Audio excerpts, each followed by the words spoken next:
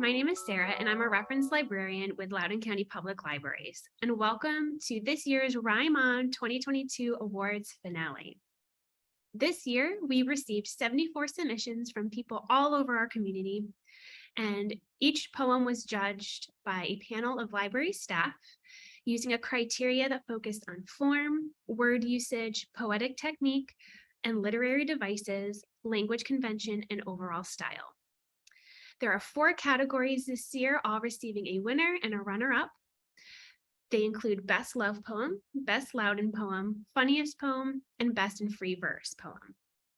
Each winner will receive a check for $65, and each runner-up will receive a check for $25. We wanted to say a huge thank you to our contest sponsor, the Loudoun Library Foundation, for making this contest possible. Before we get into announcing our winners, I'd like to introduce our special guest, author C.L. Bledsoe, who will be helping me announce this year's contest winners. Raised on a rice and catfish farm in eastern Arkansas, C.L. Bledsoe is the author of 30 books, including his newest poetry collection, The Bottle Episode, and his latest novel, The Savior. Bledsoe co-writes a humor blog called How to Even with fellow writer Michael Gushu, and lives in Northern Virginia with his daughter. Welcome, CL, and thank you so much for joining us on our RhymeOn contest finale. Thanks for having me. Now, before we get into announcing our winners, would you mind sharing with us one of your poems? Sure. So I have a book coming out in the fall called Having a Baby to Save a Marriage, which is mostly poems about my daughter. So I thought I would read a poem about my daughter. Great. It's called The Bees and the Bears. Before bed, my daughter asked about when we were bears. Serious face, big eyes. She knows once she pulls the string, I'll spin all night. That's why you like salmon so much, I remind her. We slap the waves into place as the river curtsy pass, which is how the Mississippi was made. They won't tell you that at school because they're in it with big erosion.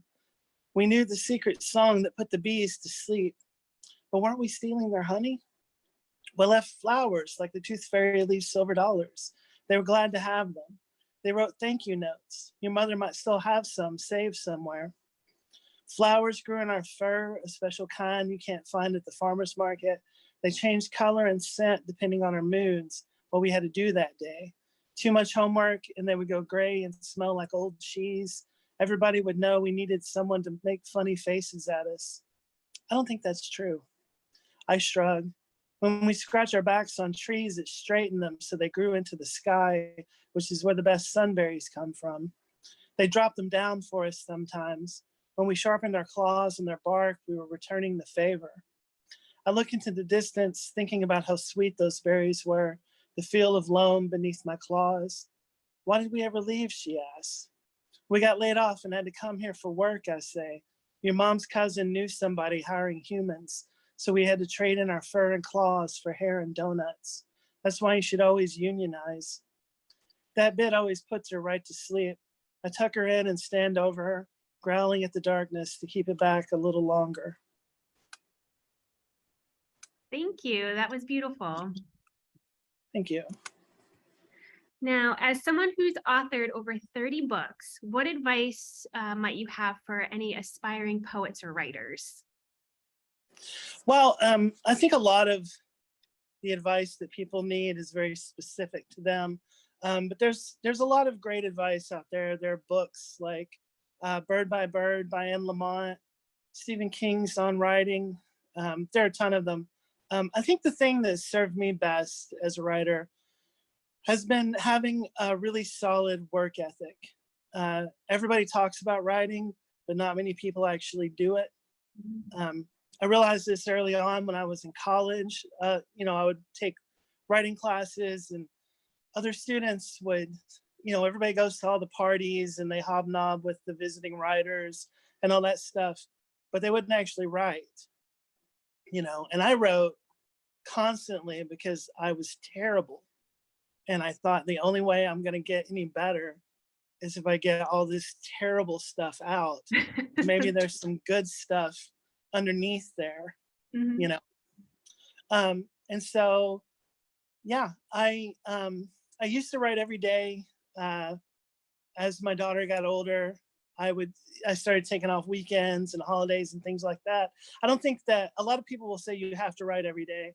I don't think you have to write every day. We live complicated lives. Um, Raymond Carver used to write on weekends.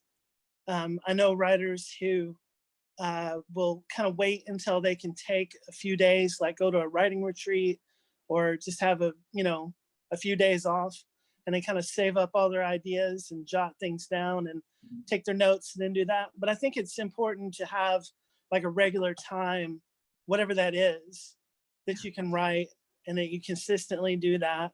And it trains your mind to be creative at that time. And it helps you develop an actual body of work, um, which is important. Yeah. Great. Yeah, I think that will resonate with a lot of our viewers today. So thank you. Thanks for offering that advice. And thank you for sharing that poem with us. Yeah. Thanks. Thanks for listening. Okay, so now it is the moment I'm sure a lot of our viewers are waiting for, and it's time to announce each of the runner-ups and winners for each category in our contest. So the first category is Best Love Poem. So CL, what do you think makes a good love poem, or who are some of your favorite poets of love poems that you like? I'm a very down-to-earth person, so I think, like big romantic gestures are nice, but I think like the day-to-day stuff is what stands out to me. So, poems about that, washing the dishes without making a big deal out of it, like being there for someone. A really good love poem that stands out to me is by C.D. Wright, called Everything Good Between Men and Women. And C.D. Wright is, if you don't know her work, she's Southern, very kind of imagistic. Sometimes she goes into the surreal and that kind of thing, but also very working class and kind of down to earth. So in this poem, she just kind of describes day-to-day stuff,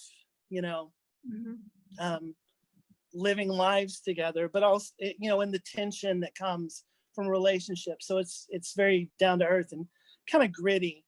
Yeah. But at the same time, that's where we live our lives. Yeah. Very relatable. Yeah.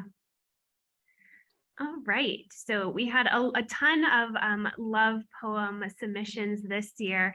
So we would like to announce our runner-up and winner. So for runner-up on Best Love Poem this year, it goes to Megan McMurran with her poem In Love with a Sound on the Stairs. So congratulations, Megan. And the winner for Best Love Poem is Natasha Stith with her poem Augustina. And so CL, would you mind reading Natasha's poem Augustina? Sure, and congratulations, Natasha. Yeah. Augustina. She married in the fall of 1937 at the age of 18. I imagine she met him on the shore of the Medovitsa, gathering herbs or berries in a basket, the breeze gently tugging at her hair, beckoning her to turn and see his sun-kissed face staring back at her, ignoring the fish nibbling at his bait. I imagine he was enraptured by her beauty and then charmed by her wit, and she was mesmerized by his sparkling blue eyes and then dazzled by his humor and kindness. But more likely, they were simply neighbors who deemed marriage convenient or even necessary for survival in the USSR. I imagine her mother pinning up her auburn hair, embellishing it with wildflowers or pearled hairpins, smiling proudly at her lovely daughter in her new elegant gown, dreaming of all that her life would be, could be, and hoping it would be even more than that. But more likely, she simply hoped her daughter would have food and shelter and safety, and she wore the same threadbare dress as the day before and the day after. I imagine a beautiful wedding in their town church, smiling faces of friends and family turned toward her as her father walked her down the aisle, and her mother happily wept in the front pew. But more likely, they simply signed official documents as religion was banned, the pastor sent to gulag, the church was burned down, 5 of her brothers were already murdered, and her father had died of starvation when she was 3. I imagine a honeymoon-like year, full of love and kind gestures, slow, relaxed mornings of sweet pleasures, such simple moments of joy as they discovered each other and themselves. But more likely, they found solace in each other and the little time they had between the late end of the long workday and the early beginning of the next. I imagine they sat down in the evenings at their cozy wooden table to share a meal made with love and have warm conversations about their day and their dreams for their future together. But more likely, they were both withered and gaunt and ate a simple broth and a small portion of bread before covering themselves with their thin patched blanket and sleeping a deep but unsatisfying sleep. I imagine a doting mother and playful father, an ever-growing household full of children running through the kitchen with flour-smudged cheeks and grass-stained knees, laughter and love building the walls of a home. But in reality, they didn't have a chance, as she was imprisoned and beaten for stealing grain that she did not take, and he was taken by the NKVD and shot for no reason at all. I imagine their love because they could not. Great, thank you. And congratulations again, Natasha and Megan. All right, on to our next category, which is Best Loudoun Poems. So poems that are inspired by our community here at Loudoun County. CL, you were originally from Eastern Arkansas. When did you move to Northern Virginia, and what do you think makes Northern Virginia unique? It's been 6 or 7 years that I've lived here. I've lived in a few different places. I think the best thing about Northern Virginia is that there are opportunities. It's a very diverse area. You can get, any kind of cuisine that you would want that you might not be able to find, in other major cities. There's a huge art scene. There's a thriving writing community that's very supportive. You can go to open mics, meet a lot of interesting people. There's just a lot of really interesting things to do here, I think. Yeah. Great. Yeah, it was reading the submissions. It was interesting to see what stood out to them about Loudoun. And so it was hard to pick the top one, but our runner-up for Best Loudoun Poem goes to Susan Reese with their poem Gray Heron. So congratulations, Yay. Susan. Very good. And then the winner for Best Loudoun Poem goes to Kara L. Laughlin with their poem The Best Time to Shop at Target. The best time to shop at Target. The best time to shop at Target, depending of course on the season and how much shopping you have to do, is late in the day.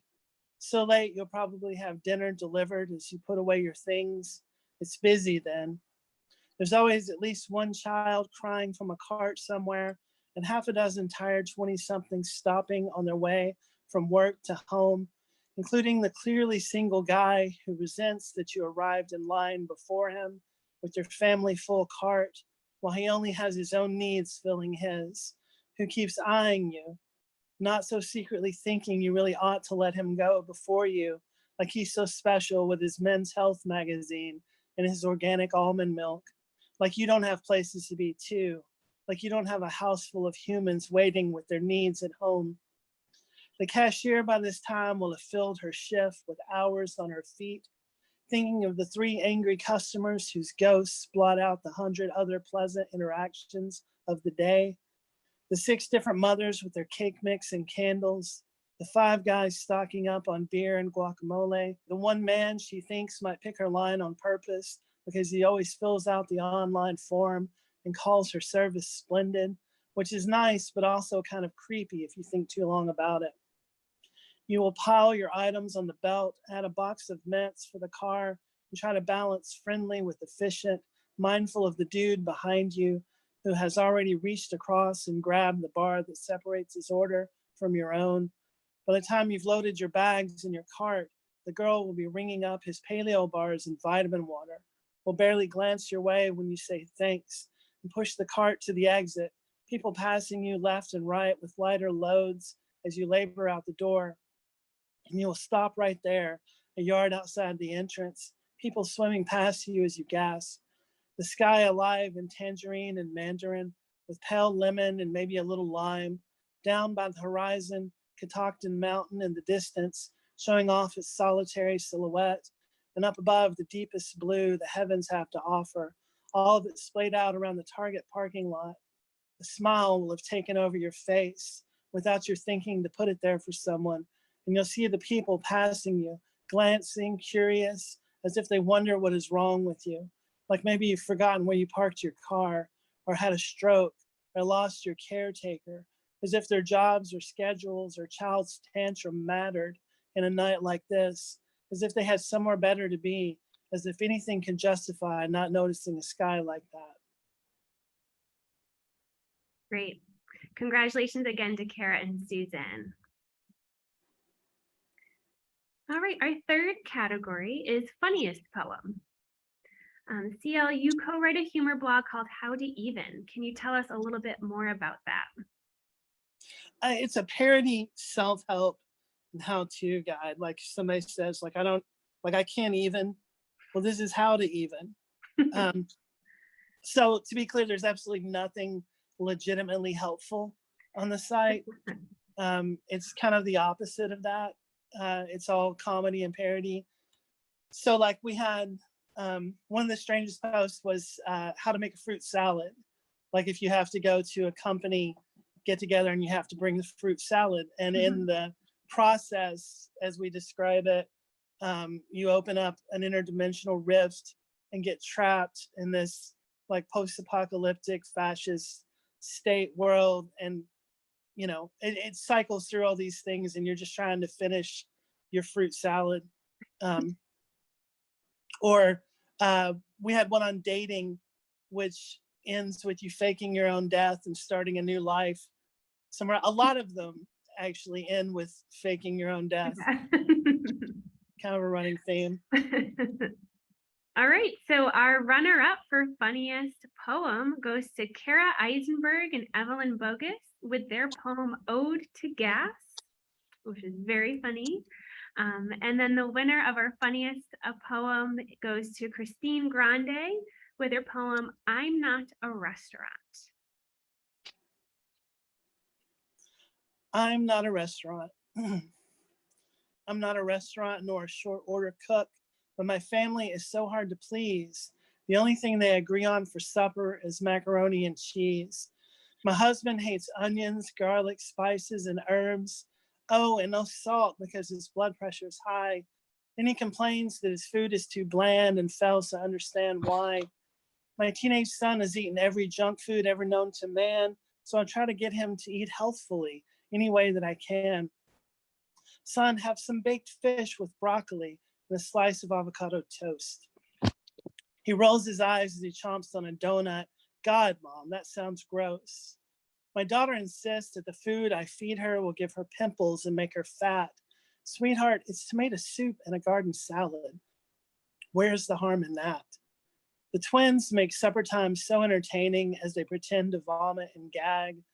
But when it's takeout night from a fast food joint, well, they'll eat anything I bring home in a bag. I'm not a restaurant nor a short order cook, but heaven knows I've tried. So the family is fed, my husband is snoozing, and the kids are playing outside. But the kitchen's a mess. There's crumbs on the floor and dirty dishes are piled high. I'll deal with it later. Right now I'll relax with a nice glass of cyanide. I'm sure a lot of parents can relate to that. So congratulations, Christine and Kara and Evelyn. Our final category is best in free verse. And CL, would you mind explaining what free verse means and how it's different from other poetic structures? I think when people who don't read a lot of poetry think about poetry, they think about poems that rhyme and have a very set rhythmic structure. Free verse just means that there isn't a formal syllabic or rhythmic structure or rhyme scheme or anything like that. The vast majority of serious poetry published now is free verse or something like that. But it's a little bit of a misnomer because there is often structure to free verse. It's just maybe not quite as obvious. There's internal structure a lot of the time, internal rhymes. So certain forms still pop up, or nonce forms that aren't really popular. They just are used for that one poem. But in general, free verse is the more popular version nowadays. Great, thank you. Okay, so our best in free verse runner-up goes to Elena Capafari with her poem Mother's Day. So congratulations, Elena. Yay. And best in free verse goes to Adam Stevenson with his poem Have You Seen the Roads? Have they seen the roads? They say we live in a peaceful society, but have they seen the roads? Those concrete behemoths and asphalt wastes, packed with cars and trucks and no life. I shudder with apprehension when I see a strange shape in the road ahead, steeling myself, hoping it's only a cardboard box or plastic sack. For I've seen death on the highway and death on the pavement, and our callous indifference too, passing by on the other side. They talk of deaths of despair, but have they seen the roads, littered with deaths of convenience, the animals' lifeless bodies contorted in great and terrible hieroglyphics, and I hate how quickly I forget them. They praise our free society, but have they seen the roads, the dead stares of a captive people, the palpable frustration, emptying violently, road rage, as if that is the only event of anger and discontent on our roads and not the entire thing. They say we live in an advanced society, but have they seen the roads? For every advancing there, by some inviolable decree, a few can advance no more. Human sacrifices on the altar of convenience and ease. They say you can live anywhere, but have they seen the roads? Reducing place to a parking strip between freeway exits, and most everywhere is the same, nowhere. Thank you. Congratulations again to Adam and Elena for best in free verse, runner-up and winner. So this does conclude our RhymeOn contest finale for 2022. CL, thank you again so much for joining us today and reciting all of our winning poems. Thanks so much for having me. And congratulations to all of our winners, runner-ups, and to all who participated in this year's contest.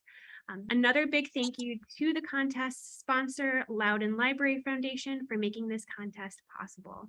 We will see you all next year. Okay.